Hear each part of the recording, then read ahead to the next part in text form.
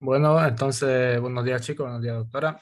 Eh, Nos toca hablar de los reactivos que utilizamos en el laboratorio de micología, ¿ya? Antes de hablar de eso, vamos a tener un pequeño resumen de qué es lo que hacemos nosotros, qué es lo que hacíamos todas las clases en el laboratorio presencial.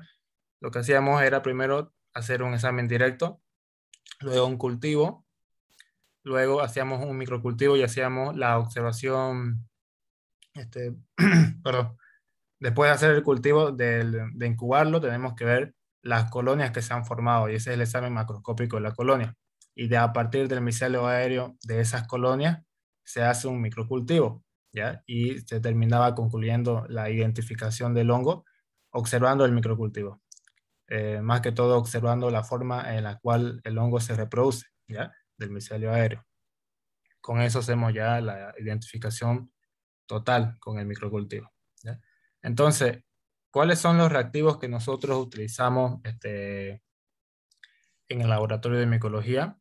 Son principalmente el hidróxido de potasio, el sulfi, tinta china y el reactivo azul algodón con lactofenol, el azul de lactofenol, ¿ya?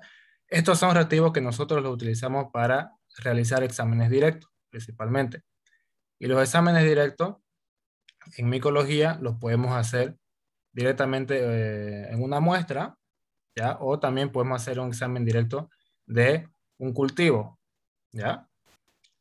¿Para qué hacemos nosotros un examen directo? Para poder observar alguna estructura fúngica, ya sea una hifa, ya sea una pseudohifa o una levadura, ¿ya?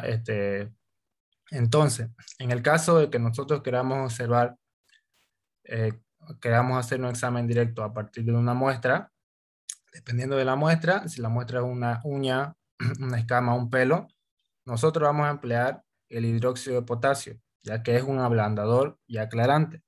Estas muestras tienen queratina, que es una proteína que los une, que une las células mucho entre una y otra, ¿no? Como un cemento. Entonces, lo que va a hacer este hidróxido de potasio es ablandarlo y despegarlo. O sea, va a hacer que esas células se separen un poco, deshaciendo la queratina.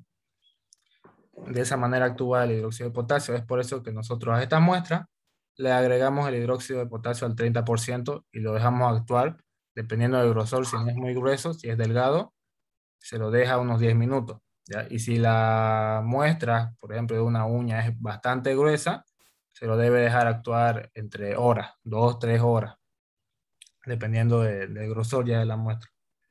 A este mismo hidróxido de potasio, nosotros le podemos agregar glicerina, ¿ya?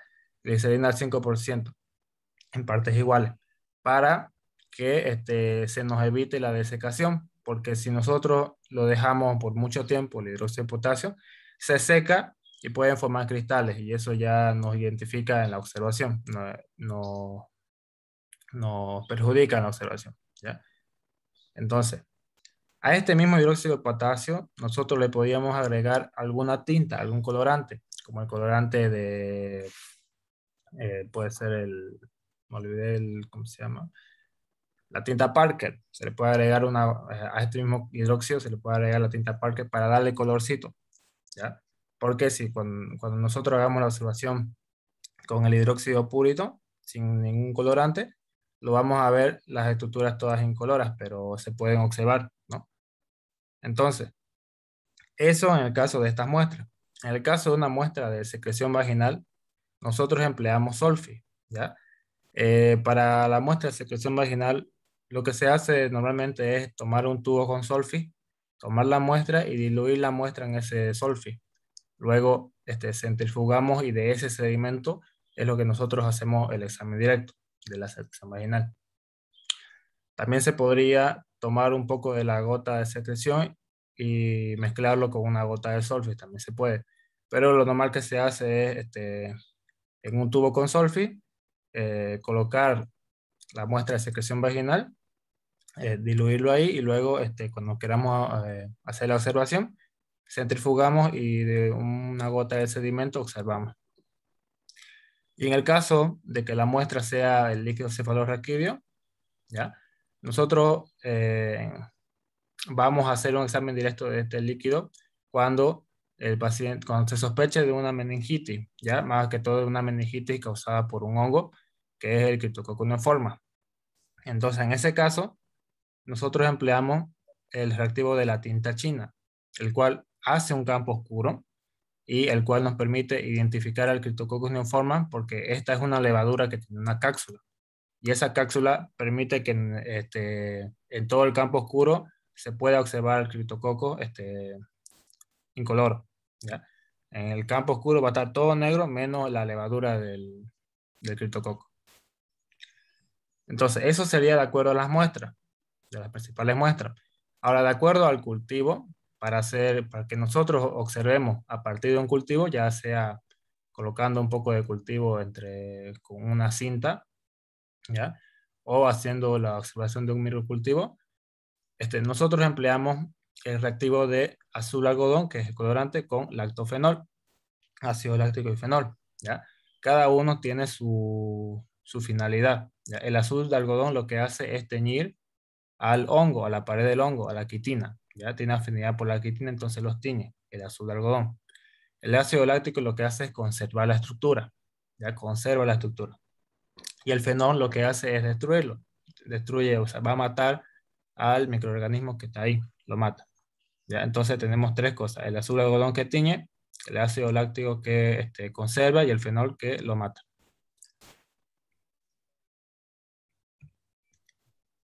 ¿Qué es lo que hacemos entonces? En caso de una muestra, colocamos la muestra en portaobjeto un poco, ya sea en escamas, hacemos un pequeño raspado y colocamos en el portaobjeto, ya sea un pelo, con una pinza podemos tomar y también colocar ahí el pelito, ¿ya? O ya sea un raspado de uña, igual. Normalmente las muestras se pueden tomar en una caja Petri y a partir de la caja Petri podemos colocarlo ya en el portaobjeto. También podríamos tomarlo directamente al portaobjeto, ¿ya? Lo que hacemos entonces es colocar un poco de la muestra en el portaobjeto y luego le agregamos una gota de reactivo, ¿ya? En caso de que sea la escama, pelo o raspado de uña, agregamos el hidróxido de potasio y lo dejamos actuar 10 minutos, ¿ya? Después de ese tiempo, o sea, agregamos el reactivo, cubrimos y lo dejamos actuar 10 minutos. Después de ese tiempo hacemos ya la observación, buscando estructura fúngica. Aquí vemos, estas son células de una uña, ¿ya? Este es un raspado de uña. Vemos que aquí están las células, algunas están muy juntitas, pero si nosotros no hubiéramos agregado el colorante, estas células los podríamos haber visto muy oscuros, porque estas células van a estar muy pegadas unas entre otras, y algunas encima de otras igual. Eso hace que cuando nosotros observemos, lo vamos a observar oscuro, ¿ya?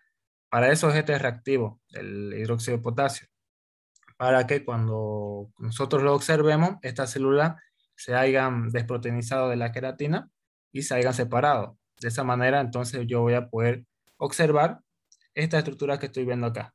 Esta es una estructura fúngica, pues es una hifa, ¿no? Que lo estamos viendo acá. Aquí está. Lo mismo. Esta es otra imagen donde vemos células y vemos como unas ramitas. Estos son hifas. Igual aquí hay hifas.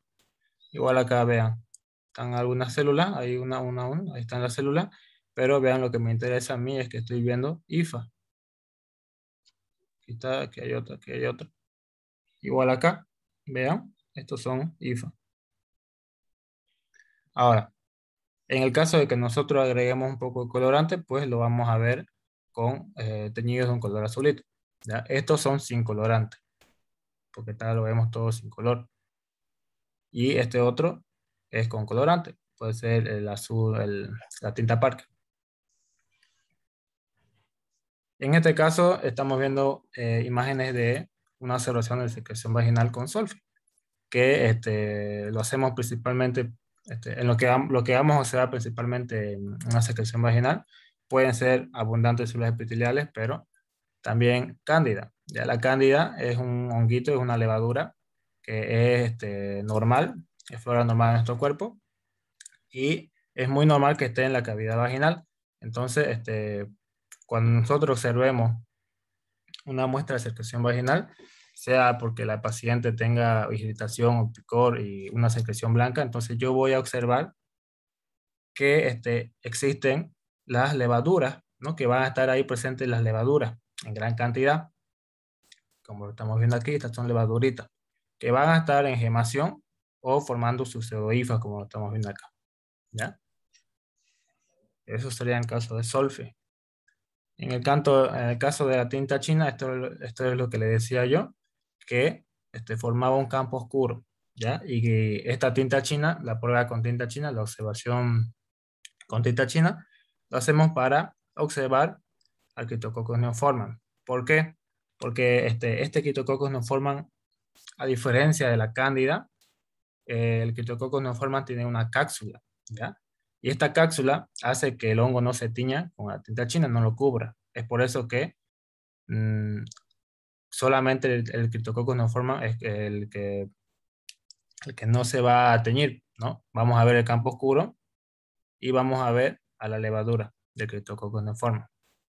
Si fuese una cándida, todo va a estar negro, porque la cándida no tiene la cápsula, ¿ya? Solamente esto es para la identificación de un Cryptococcus neoformans, la observación e identificación del Cryptococcus neoformans por su cápsula de polisacárido. En el caso de el azul de algodón con lactofenol, yo les decía que esto lo hacemos para observar el micelio aéreo de un cultivo. O sea, en otras palabras, vamos a observar colonias, ¿ya? Entonces, ¿para qué hacemos esa observación del micelio aéreo? Para la identificación correcta del hongo, ¿ya? Observando el microscopio. Yo tengo que ver entonces sus elementos de reproducción, cómo es que se están produciendo sus conidias. Si serán fialoconidias, si serán aleuroconidias, atroconidias, aneloconidias, entre otros, ¿no? Entonces, para eso yo empleo el azul de algodón, para observar, para hacer la observación directa a partir de colonias y observar sus elementos de producción, como estamos viendo acá, ¿ya? Esto es de aspergillus, aspergillus, esto es la Rosario. Fusarium, está la Scopulariosis, acá habrá un Microsporum Gypsy. Jixion, sí, aunque sí es un Jixion. Y yo investigué y era una penicilina, penicilina. Entonces, para eso nosotros empleamos este reactivo, para hacer la observación ya de colonia, ¿ya? Principalmente del micelio aéreo. ¿Avanzamos cultivo, doctora, o...? Sí, ¿Sí? Ya, espérate. solo una parte. ¿Cuál es el tema? Sí, un ratito voy a ver. Ya, Claro, toca el 3, ¿no? Cultivo de hongos, sí. sí, Sí, si lo tienen, lo avanzamos. ya. Entonces, continuando, vamos a ver ahora el cultivo, ¿ya? Los medios de cultivos para hongo hay bastante que lo pueden leer en su guía. El principal medio que nosotros empleamos en micología es el agar saburó, ¿ya? Y a esta agar saburó se le puede agregar cloranfenicol para inhibir bacterias y el actidione para inhibir algunos hongos ambientales. Entonces, este medio de agar saburó, de acuerdo a lo que yo quiera aislar, puede contener cloranfenicol y actidione o solamente cloranfenicol, o solamente actidione, ya va a depender de lo que yo quiera aislar, ¿ya?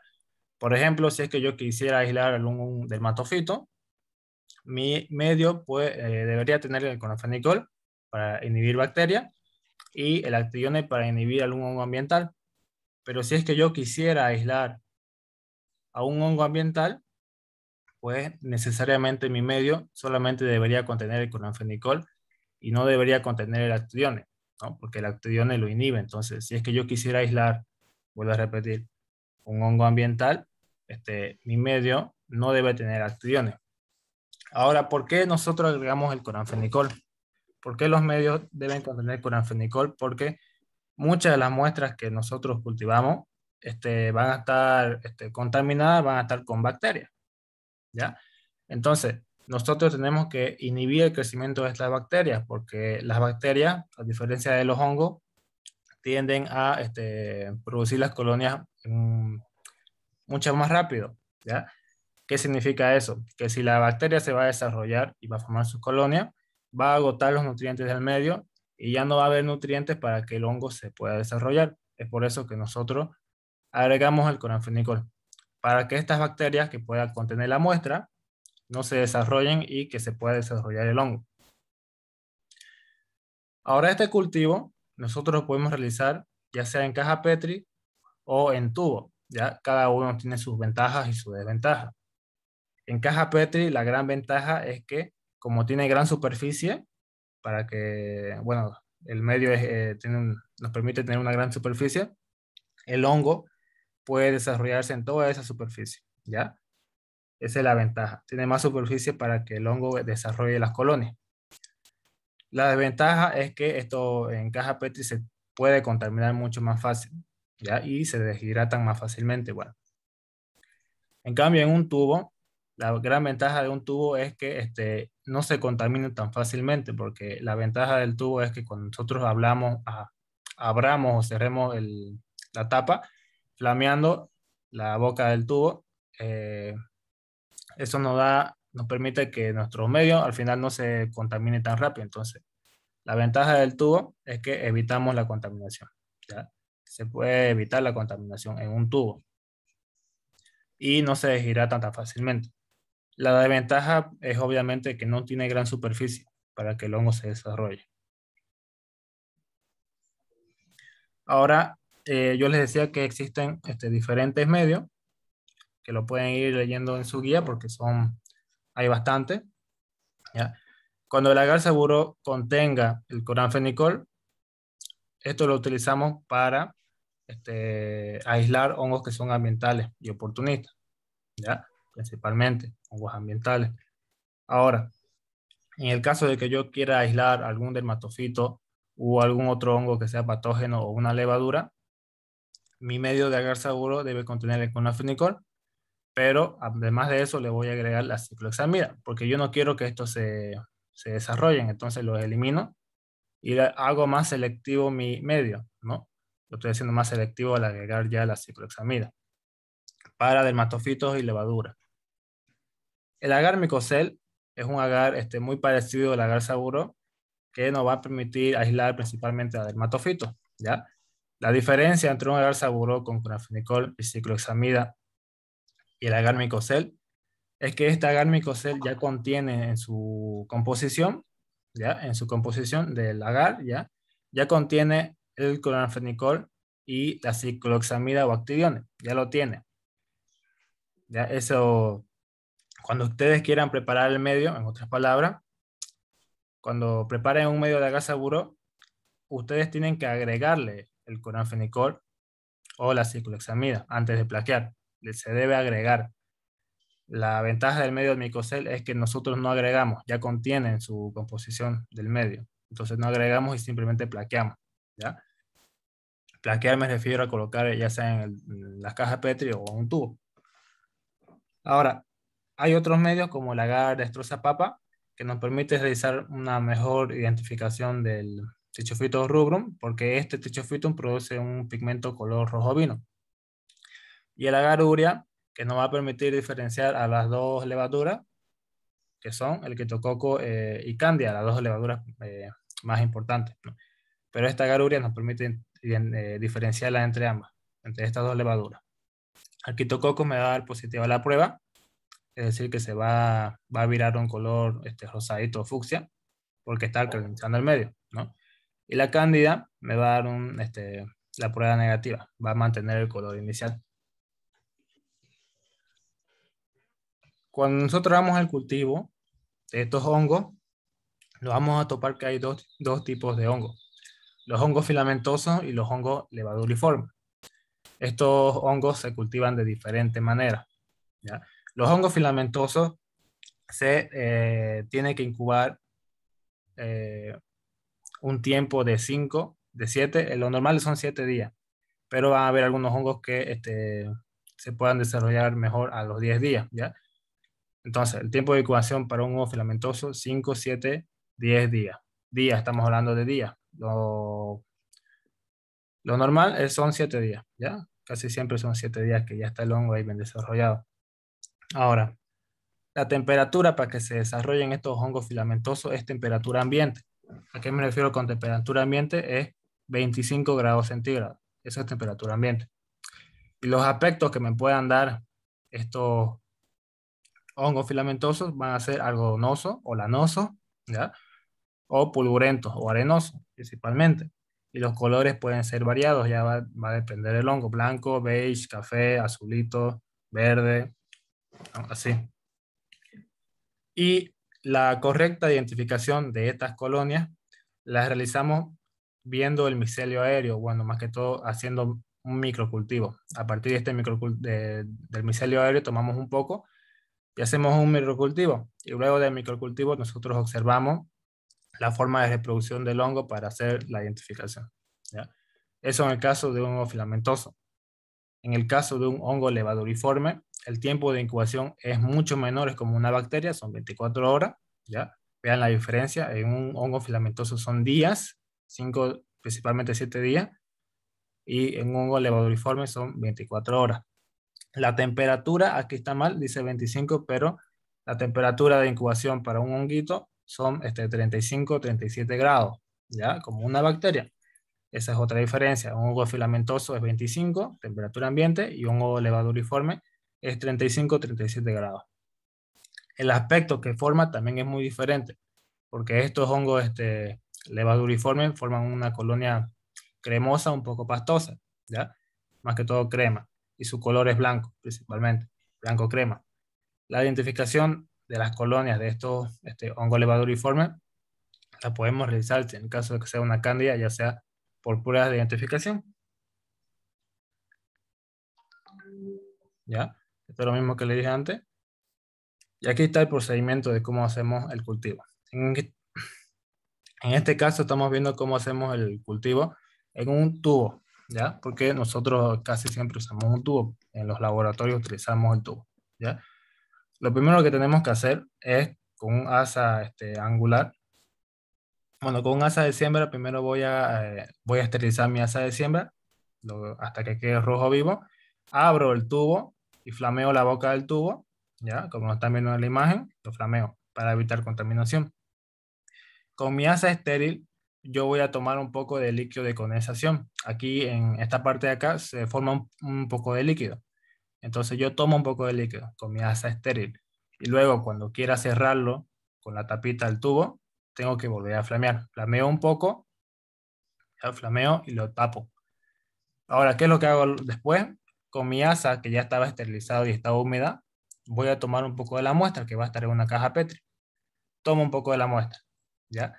Y esa muestra, ya después yo voy a abrir, flameo la boca del tubo y la voy a depositar en el medio, la muestra. Aquí en el medio voy a depositar la muestra. Y luego cuando lo cierre, hago lo mismo. Cada vez que yo cierre o abra la tapa, voy a flamear la boca del tubo, ¿ya? Ahora, una vez yo ya he dejado mi muestra aquí, lo cierro, ¿no? Pero es muy importante recalcar acá que la tapa no debe estar apretada, no debe estar muy ajustada, porque si es que yo la ajusto mucho, si es que está totalmente cerrada, el oxígeno no va a poder ingresar. Y los hongos necesitan oxígeno para que puedan formar las colonias, para que se puedan reproducir, ¿ya? Para que se pueda desarrollar. Entonces, es por eso que yo cuando lo llevo a incubar me debo asegurar de que la tapa esté floja, que no esté muy cerrada, que esté flojita para que pueda ingresar el oxígeno, ¿ya? Y Entonces, hacer una pregunta, ¿y ¿sí? por qué es que flameamos cada vez que abrimos o cerramos el tubo? Para evitar la contaminación, ¿ya? Por Ok. eso flameamos. Entonces, este procedimiento lo hacemos principalmente para cultivar a un hongo filamentoso. Por eso es que lo vamos a colocar en la incubadora a 25 grados, ¿no? En un tiempo de 7 días, una semana, ¿ya? 7 a 10 días. El pasado el tiempo, vamos a observar las colonias, ya que las colonias pueden ser filamentosas, algodonosas, ¿no? Lanosa o pulvulentos, como estamos viendo acá, como unos puntitos, unos granos arenosos. Y eso sería ya entonces examen directo y el cultivo. No sé si tienen dudas, si me faltó algo, doctora. No. ¿El microcultivo le va a explicar la siguiente clase? Sí, doctora. Voy a explicar a la siguiente Una clase pregunta. más que todo. Cuando, cuando se realiza el examen directo, ¿eso lo hacemos bajo, o sea, bajo microscopio o lo hacemos directo a vista normal nosotros? Eso es, todo examen directo es con microscopio. Por eso yo le O puse una imagen ahí, ¿no ve? De un microscopio. o sea que luego de que tenemos el cultivo, nosotros de ese mismo cultivo sacamos muestra y hacemos el examen directo, no con el microscopio, a través de los reactivos que nos mencionaste. Del cultivo lo que hacemos es, o con una cinta, tomar un poco de la muestra del micelio aéreo y colocarlo en un portajeto con el reactivo. Ya. O hacemos el microcultivo, que consiste en, aquí lo tengo.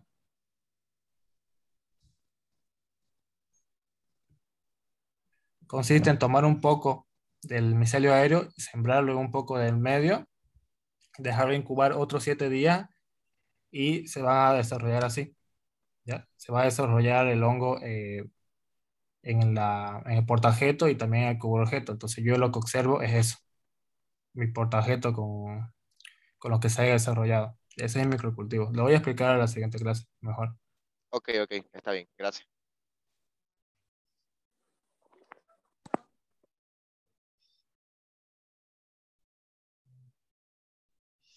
¿Alguna Bueno, pregunta más, chicos? sí, doctora, cuando se hace la siembra, si no me equivoco, en la última imagen, ¿se ponía con el asa de forma recta en el tubo? ¿Se lo insertaba directo? A ¿O ver, ponga la última. No entendí. A ver, pónganos la última imagen en la que hace referencia. Hacer la última imagen.